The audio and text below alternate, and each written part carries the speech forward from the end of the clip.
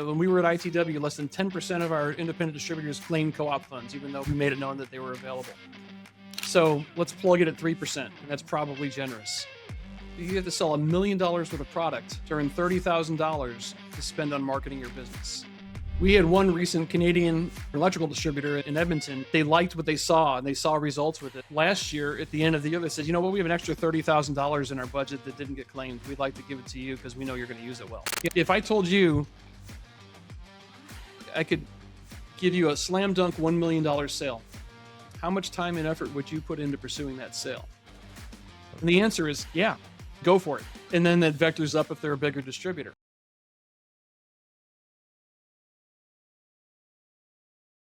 Empowered sales team.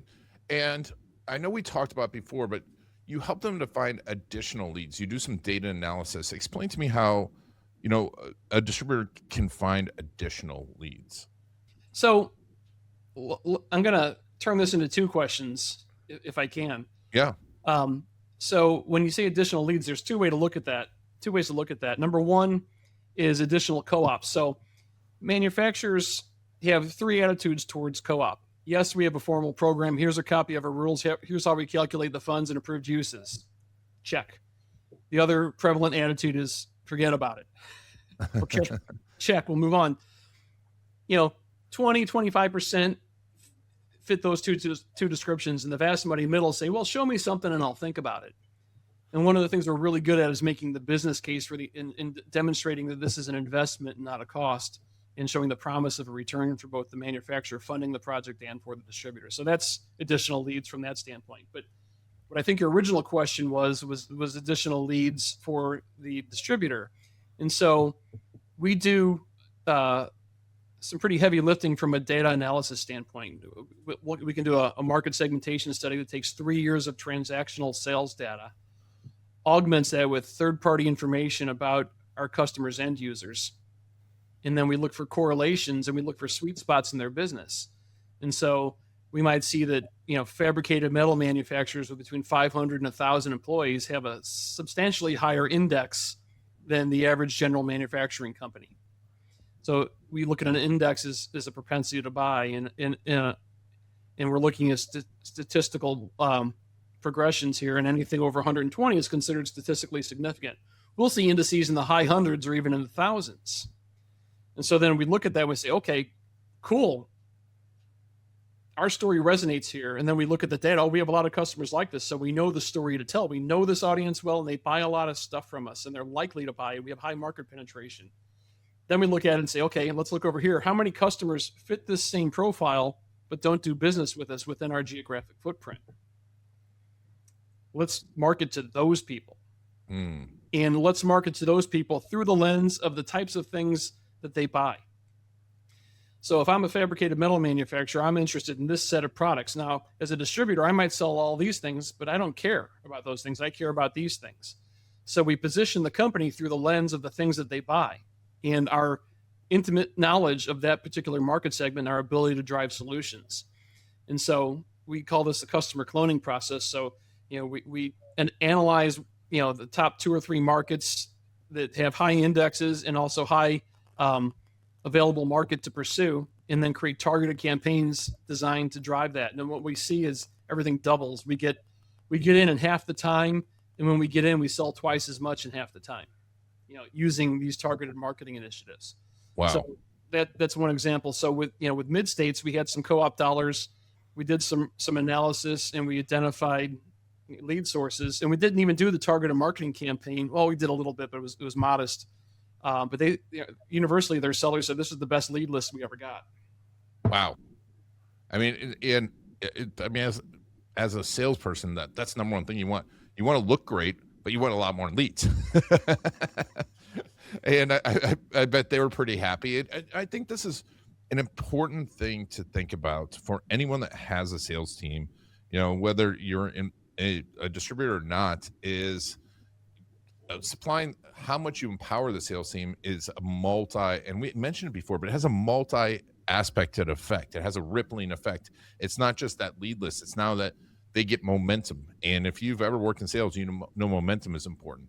And how did that ripple through with Midstate?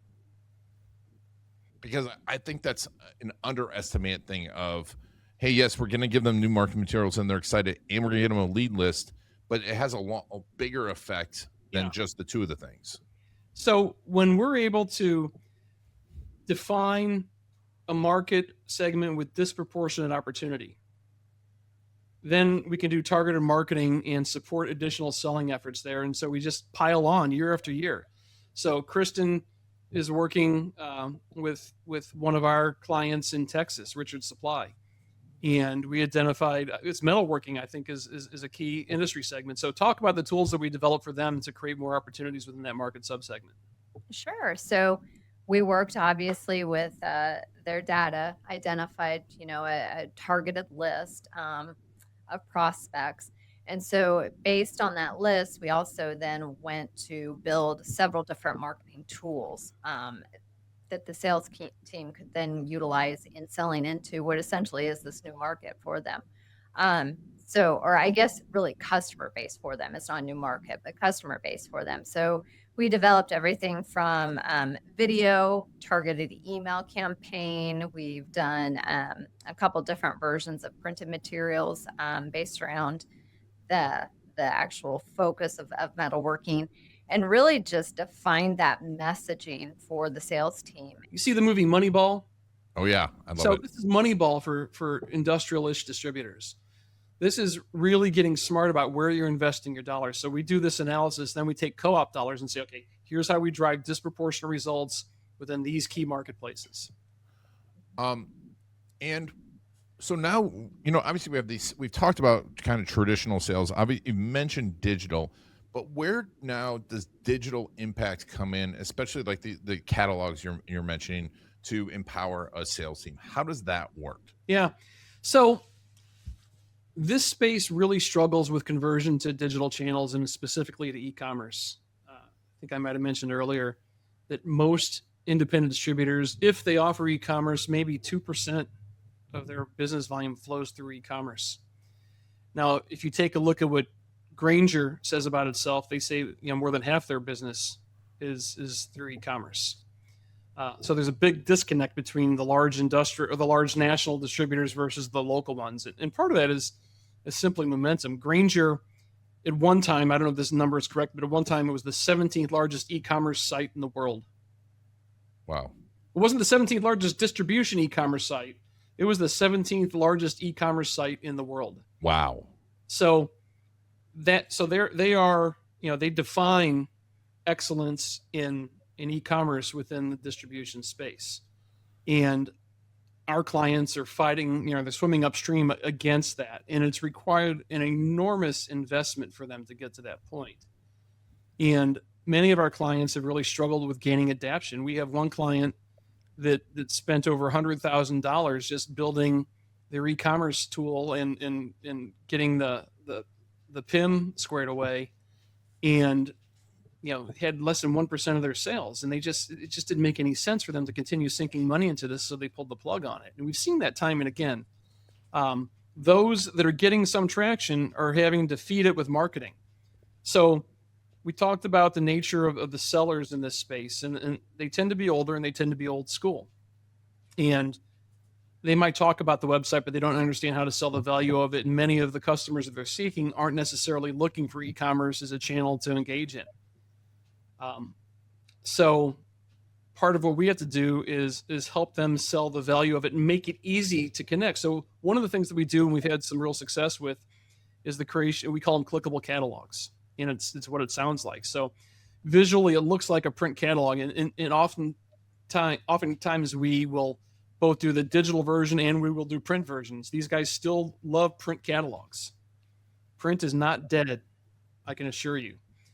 And so it looks like it, and you can click through it, and we have links then to that particular item that's in the catalog directly into e-commerce, and we also have links to videos and other rich information about those products in case a consumer wants to, or an end user wants to learn more about the product.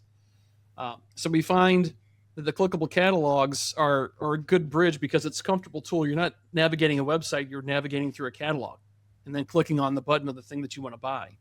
So we're seeing those conversions there. We did a clickable catalog for a safety distributor in the Midwest, and they saw a 20% increase so this is focused on DuPont PPE. They saw a 20% increase across the line for DuPont sales in 60 days with this catalog. And then targeted products saw more than a 40% increase. So, substantial response there. So we work with Industrial Supply Company in Salt Lake City, and we've been doing a clickable catalog for them for years. And we take their base catalog, and then we use co-op dollars to increase the size and scope of the catalog. And the bigger the catalog becomes, the more valuable it becomes because there's more information that's in it. And we design them to be easy to access. So we create a product iconography, and that iconography menu is across the top of every page. So you might be in the abrasive sections, but I need PPE with that. You can click on the PPE icon and go straight to that and look for those things. And then we cross-index it on a manufacturer by manufacturer basis. So you can search both from a manufacturer standpoint or from a product type standpoint, and then you can actually just search from within the catalog on keywords. So extraordinarily user-friendly. And then we train them in terms of, add this link to your email signatures and share this repeatedly on social media and send it out via email, and train your sellers to get their customers to download it and save a shortcut to their desktop. So smart. And one comes back to training. So, where does social media, does that come into play here?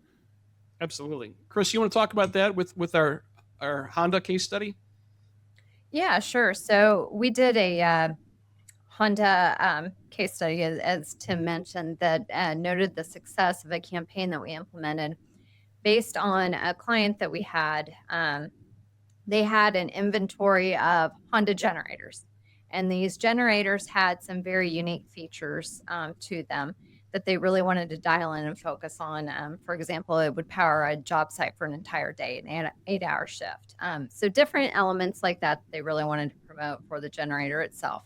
So we knew that we needed to hit this target market that we identified with just these key features. And so we singled in on email messaging that targeted one single feature in each email message. And then we hit that market space very hard with these messages. I think a weekly cadence that really highlighted just the individual feature of the generator. We tied that with a video that we produced that was just an overview of the generator, obviously highlighted those features. And I believe we also did a printed piece that supported it as well. And so, Tim, you're the numbers guy. The exact numbers and results, but it was phenomenal success. Each of those emails had a link back to the video that we did. Mm-hmm. And so the video had 8 key features and benefits. Here's why you should buy this generator. And then the distributor value add. So here's why you should buy the generator, and here's why you should buy it from us, right? So that's important. Mm-hmm. And then there were 8 key features and benefits. We exploded that and focused in on one of those pairings once a week for 8 weeks and sent email. And when those emails were sent to their house list, we also published that same content on all the social media channels. So between email and social, we had more than 300. I'm going to look the numbers up. Because I just saw them recently. Bear with me. While you're looking that up, I think, once again, this is an important lesson. Is people are not going to. You can send them the content once, but you need to send it 3 or 4 times, right? I know. I mean, how many times I'm like, I have to watch a TV show 3 times to sometimes to get what I want. Absolutely. And I want to see that, right? And so, I think that's important. And people always ask me, it's like, what's the best way to get people to see my videos, get more views of my videos? I'm like, send them the video. Yeah. Yeah. You're not communicating with a stationary target. You're talking to a parade that's moving down the street. Yeah. They're too busy to look at all your emails. But I got the numbers here. So, we increased orders by 300%, and sales increased 168.7%. So there's a difference between 300 and 168.7. And the reason for that is they ran out of generators.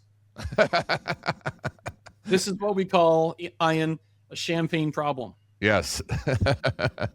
Oh yeah, sold out. That's a good problem to have. We did another campaign very similar to it for a packaging distributor in Massachusetts, and they focused on 2 markets, on food processing and on pharmaceuticals, and they focused on selling 3M tamper-proof packaging tape. So if you have a carton of food or pharmaceuticals, you can see obviously why you'd want to see tamper-proof tape on that carton, right? So they sold the equipment that applied the tape, and then they sold the consumable in the form of the tape. And we did 2 vertical market campaigns, one on food processing, one on pharmaceuticals. Again, weekly emails targeted to both of those markets, weekly social media posts, and we increased 3M sales by 56%. Wow. Something, I'm sorry, I didn't Go mean to ahead. interrupt, but something with social media too that I think it's important to note is that you don't necessarily, while you want to pay attention, I guess, to the trends and understand what the trends are, is knowing your market space and knowing your sales team and all of that is probably an even more important element. Because when you look at the trends, or you ask my boys, Insta, would be the channel that everybody's paying attention to, and that's true. But in the industrial market space, that's certainly not the case. And so we really focus on tailoring campaign messaging to LinkedIn is still the number one in our industry. And some of them do have a pretty good Facebook presence as well. But by and large, it's really LinkedIn. So really understanding that and how it translates to social media is important. Yeah. One of the things that we see is it depends how the distributor goes to market, what social media channels make the most sense for them. So not to get too much into the weeds on distribution, but there are distributors that are really, they're accepting orders and they're shipping them out, and it's all through the warehouse and through customer service and the sales team, and there is no retail showroom. But certain distributor types invest in retail showrooms, lighting distributors, oftentimes plumbing distributors and electrical distributors, where contractors come in and buy the parts they need for that day's job, and then they go out to the field. If they have a retail presence, social media through Facebook or Instagram aimed at contractors does resonate. But generally, the default is LinkedIn. But there are some distributors that where it makes sense to look at different channels. Yeah.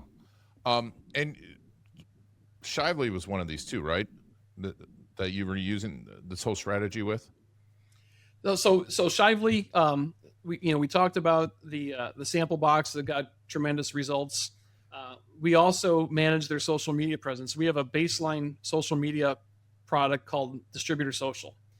So, whenever we start working with a new distributor, we'll look at their LinkedIn page or whatever, and there's a more than a 50-50 chance that their last post was somewhere around 2016.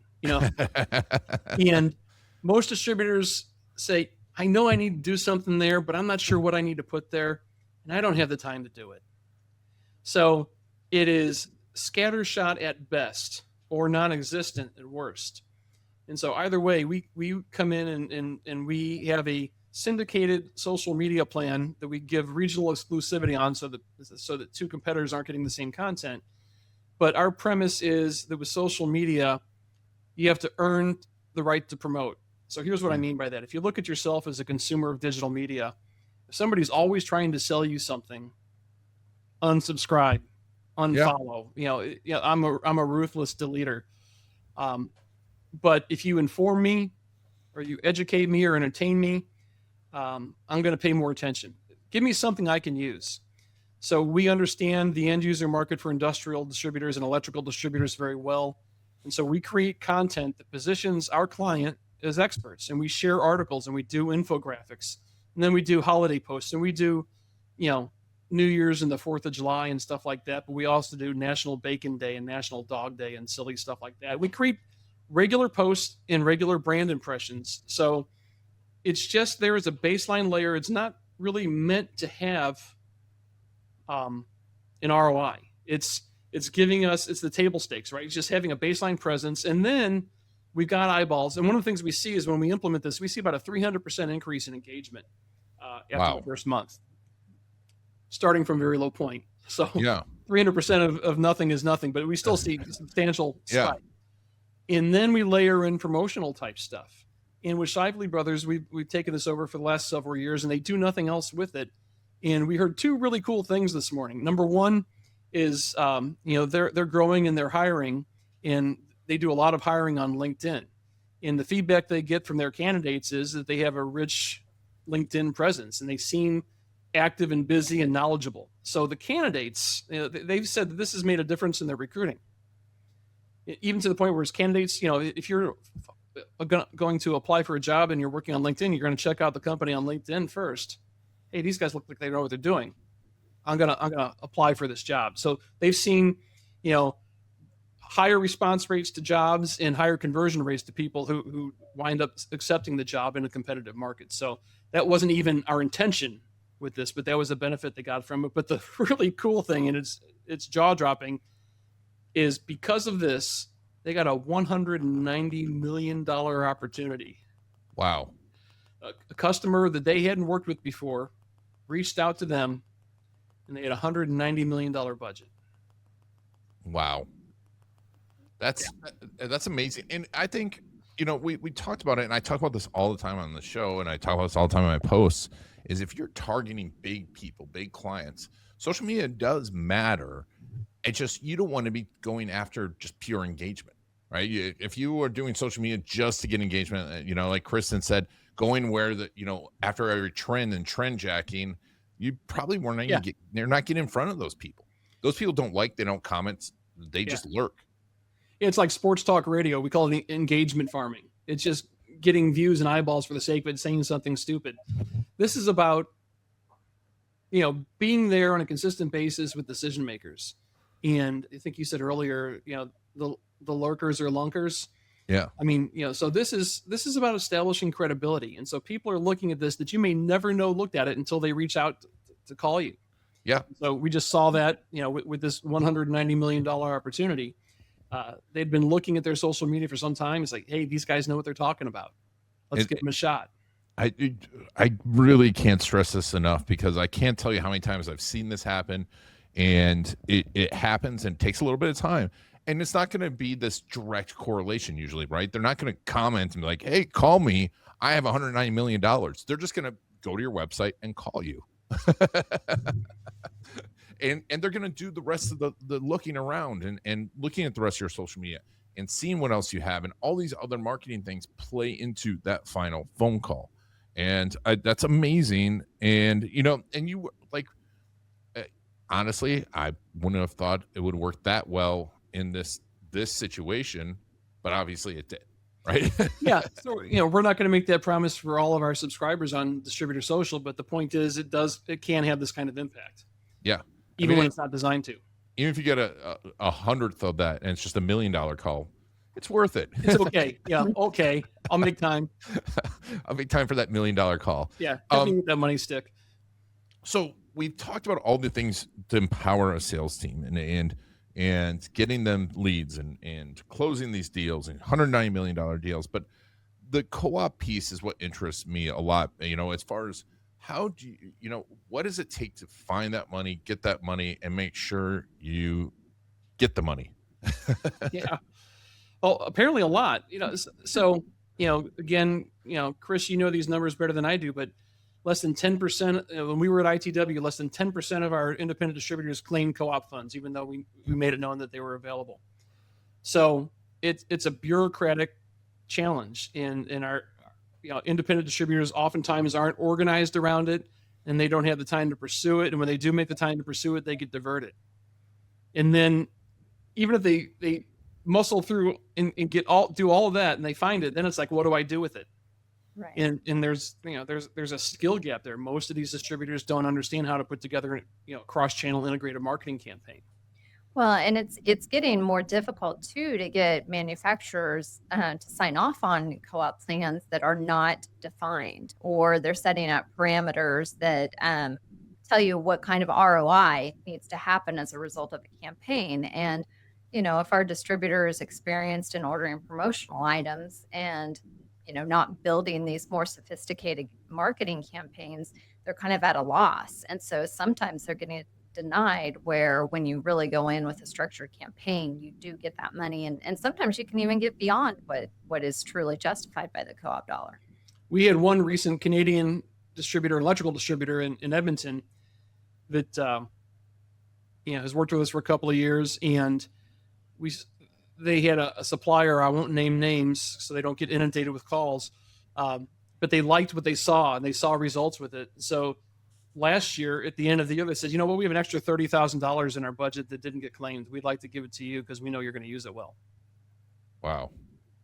So, That's nice. yeah, there are dollars above and beyond that are available, and sometimes you have to earn them. Sometimes they just fall in your lap. Sometimes if you ask for them, you get them.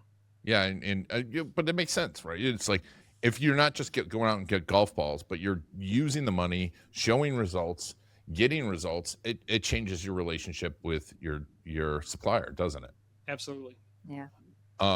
And what That's a key point, though. And Chris, you amplify this, but when we were at ITW, one of the primary reasons we chose to invest in co-op is because we wanted to engage with our distributors at the field level, and co-op was bought us that opportunity, and so we could work with them to create end user demand at the field level.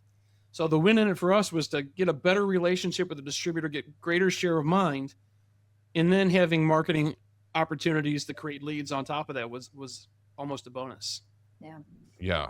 And as far as like getting the money and knowing where to go and what's out there, how do you do that? Chris, you want to take this one?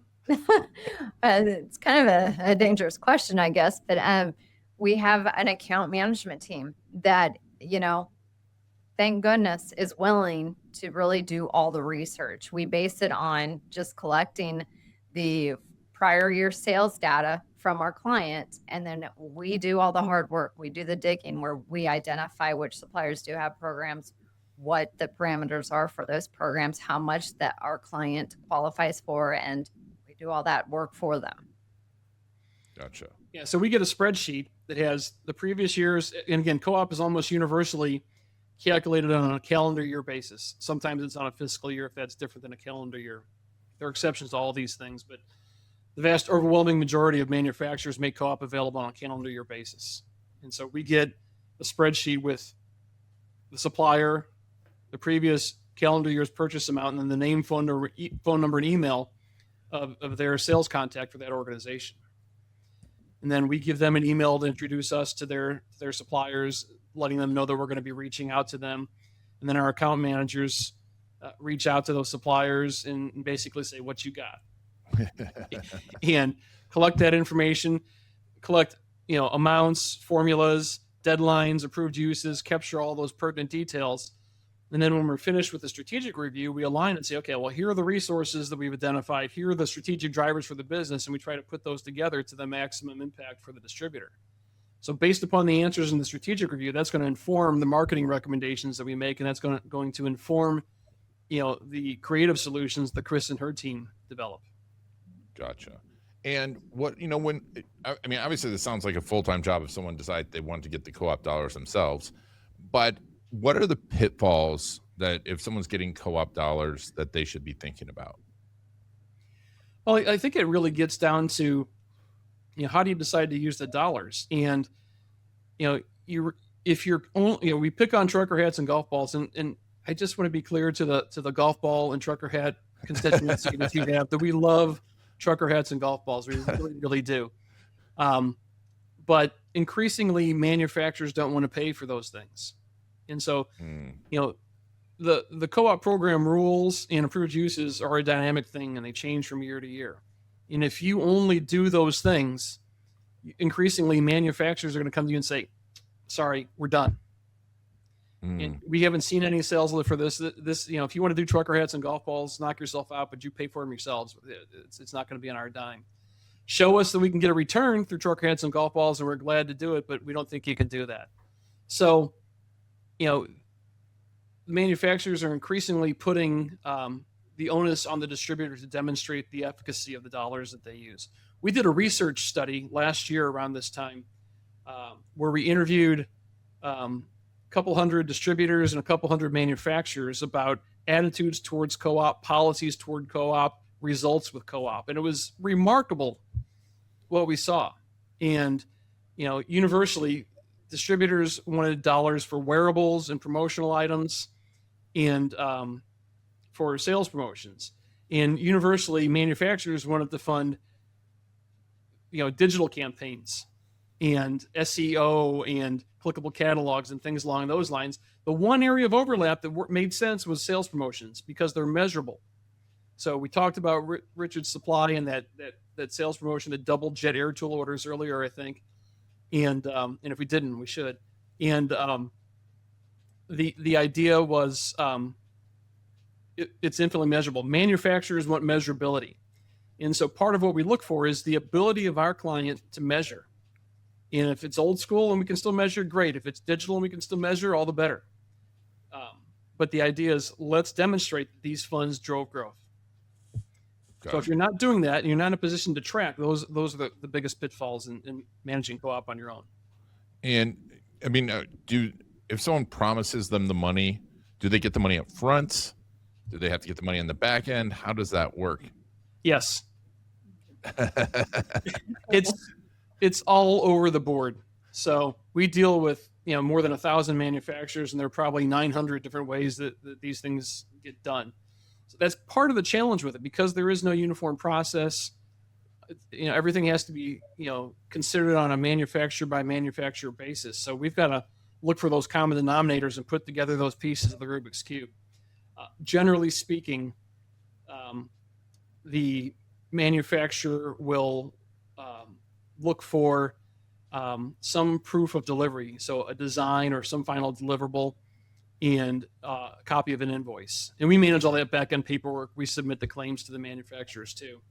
And then they reimburse our clients with a credit memo. That's the most common way, but we've seen them write checks. We've seen them give them free product. It becomes a challenge. And one of the key things that we always coach our clients to do is to have a tracking mechanism to make sure that they've been reimbursed for these things. Gotcha. So and do you help with that too? We do. It's a tedious process, but we will go back if a manufacturer has not yet reimbursed our client. We track their approvals and we document all that sort of stuff. And then if the client lets us know that they still haven't been reimbursed, we'll do the follow-up to make sure that they get reimbursed, so they don't even have to chase after the accounts receivable on it. Wow. So, I mean, it makes, obviously paying to increase sales, having someone else to help you and increase your brand, make your salespeople happier. It seems like it's no brainer. But obviously people can try and do it themselves. It seems like it's a lot of work, and most of the people are wearing multiple hats. But if someone wants to get started with you all, tell me about the process of getting started with you all. Yeah, I mean, it's a really simple call. We have an introductory call, and just we'll explain what we do and learn a little bit more about them. And if they really want to get going, then we have a really easy entry process. We call it the co-op roadmap. And for a few $100s, we'll sit down and do a streamlined strategic review session with them. We'll get their purchase data, and we'll do a pretty detailed analysis of how many dollars they have and come up with a rudimentary plan for how to use those dollars. And they can take a look at that. And if they don't get 5 to 7 times what they spent on that initial analysis, we'll refund the money. Wow. But they're probably going to get 30 or 40 times. I mean, why wouldn't you do it? That's the question, right?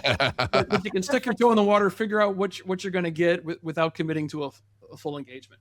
Yeah, I mean, because it's we have to get updated, right? Like being old school is going to go out the window, and there's it's a whole new world out there, and I think a lot of distributors and a lot of businesses, older businesses, especially industrial-ish, have lagged and gone, I can do it. I can, I don't need to do this, but it's becoming more and more necessary. And to do it paid for by another company, it's awesome. And then do it with the experts. I mean, you guys know it. So that's fantastic. So we'll put a link to that in the show notes. We'll put a link to the call, to the sign up, and to your LinkedIn's as well. Thank you all so much. And we'll put obviously a link to Rivet MRO on there. But is there any other last minute piece of advice you can give to these distributors looking to increase sales? Yeah, I mean, it's worth it. So here's how I position it when I'm talking to an owner of a distributorship. It's a simple math equation. So if you look at your business, you're probably operating on a 26% gross margin. and you net out somewhere between 2.5% and 3%. So let's plug it at 3%, and that's probably generous. So that means if you have to sell $1 million worth of product to earn $30,000 to spend on marketing your business. Wow. And this is why they don't spend their dollars on marketing, is because it's it's a volume business. So if you're an average distributor, and for an average client of ours, we're going to find between $30,000 and $60,000 in co-op. So let's go to the low end. Wow. If I told you I could give you a slam dunk $1 million sale, how much time and effort would you put into pursuing that sale? And the answer is, yeah, we'd go for it. And then that vectors up if they're a bigger distributor. So then I always say, well, that's the amount of time and effort I want you to put into this. You don't need to put that much time into it, but we need something. And the biggest challenge we have isn't competition. It's not doing anything. And they get busy and they get pulled in a million different directions because they operate on a 3% margin and they don't have a lot of resources. So make the time for us. That's the kind of impact we can have, is that slam dunk $1 million sale. Wow. Does that make sense? It makes complete sense. And I mean, and it's a little bit of effort, right? It is effort, and you've got to step away. But if you're gonna change anything, you've got to make some effort. But it's that's the risk. You got to do something. Yeah. We like to say we do 90% of the work. We don't really know what that number is, but it's probably close. Yeah. But also getting the money. I mean, I wish I had someone give me, like I said at the top, if someone could give me money to market, I would do it all day long. There you go. This is awesome. Well, Kristen and Tim, thank you so much for being on the Garlic Marketing Show and telling us, all about how to sell more with free money. Thanks for having us. It was fun. Thank you. Thank you all for taking Tim and Kristen on your journey and making us part of your story. This has been Iron Garlic and the Garlic Marketing Show.